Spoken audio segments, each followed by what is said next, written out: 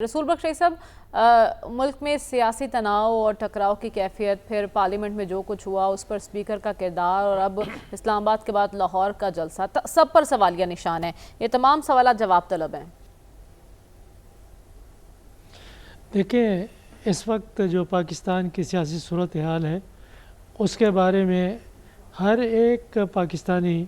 फ़िक्रमंद भी है, परेशान भी है और बेयकीनी सी कैफियत का शिकार भी है कि सब लोग अगर सियासत के बारे में बात करते हैं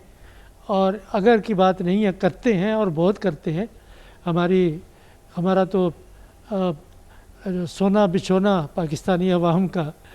सियासत ही हो चुका है कि सिर्फ सियासत खाने को है और सियासत खाया भी जा रही है। तो क्या बातें सामने आती हैं, यहाँ भी हैं जय आप, वो ये है कि इस हुकूमत की कानूनी और आइनी और इंतखाबी जायज़ियत के बारे में संजीदा सवालात हैं जिनके अभी तक किसी को तसल्ली बख्श जवाब नहीं मिल सके। दूसरी बात ये होती है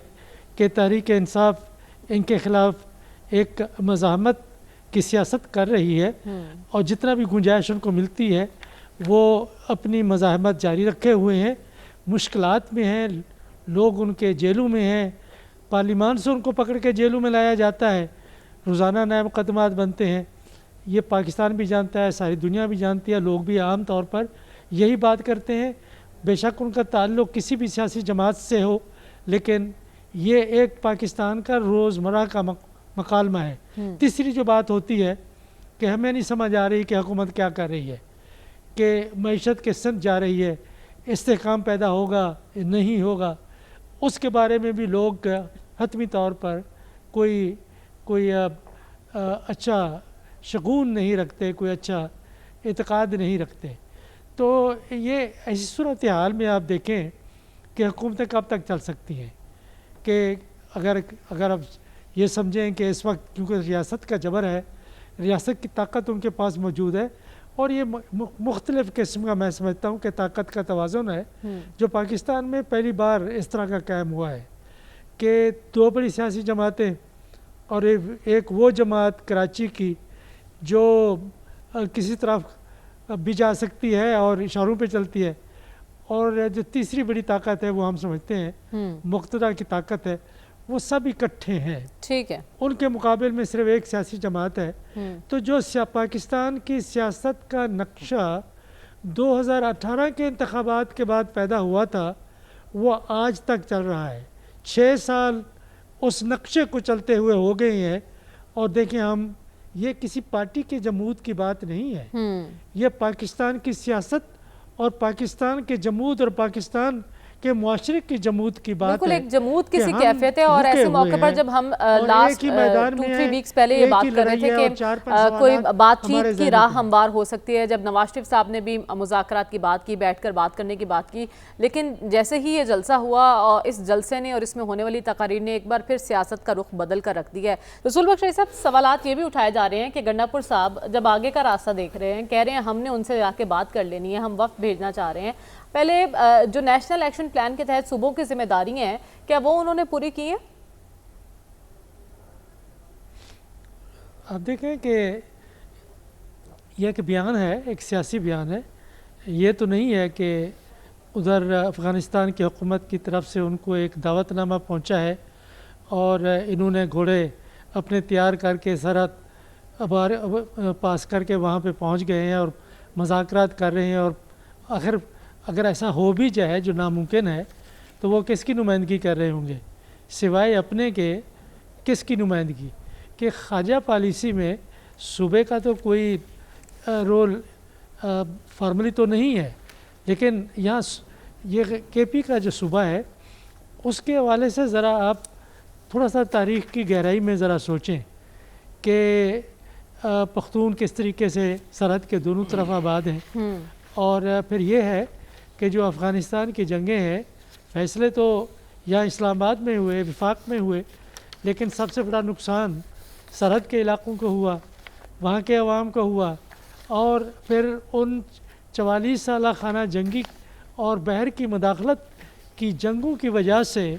वहाँ पे जो समाजी, सियासी اور عسکری نوعیت کے اثرات پیدا ہوئے ہیں،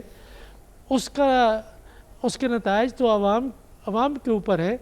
اور وہاں پہ سب سے بڑا زیادہ نقصان ہوا ہے، تو وہاں مختلف آوازیں اٹھتی رہتی ہیں۔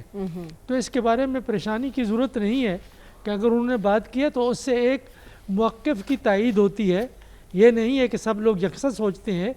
کہ کچھ لوگوں کا خیال یہ ہے کہ ہم اتنا کچھ نہیں کر رہے کہ طالبان کی حکومت کے ساتھ ہمارے روابط اس طرح ہونے چاہیے جس طرح ہونے کی ضرورت ہے باہمی مفاد میں، اور یہ ہے کہ ہمیں اپنی طرف سے کوششیں جاری رکھنی چاہیے، رد عمل نہیں دکھانا چاہیے۔ تو اس میں تو کچھ شک بھی نہیں ہے کہ ہم طالبان کے ساتھ تعلقات کو، میں ان گروہوں کی بات نہیں کر رہا جو پاکستان کے خلاف دہشت گردی میں ملوث ہے، اس کے بارے میں فیصلہ ہماری مقتدرہ اور ہماری سیاسی جماعتوں اور پارلیمان کو کرنا ہوگا کہ کیا ہم دہشت گرد تنظیموں سے مذاکرات کر سکتے ہیں یا نہیں۔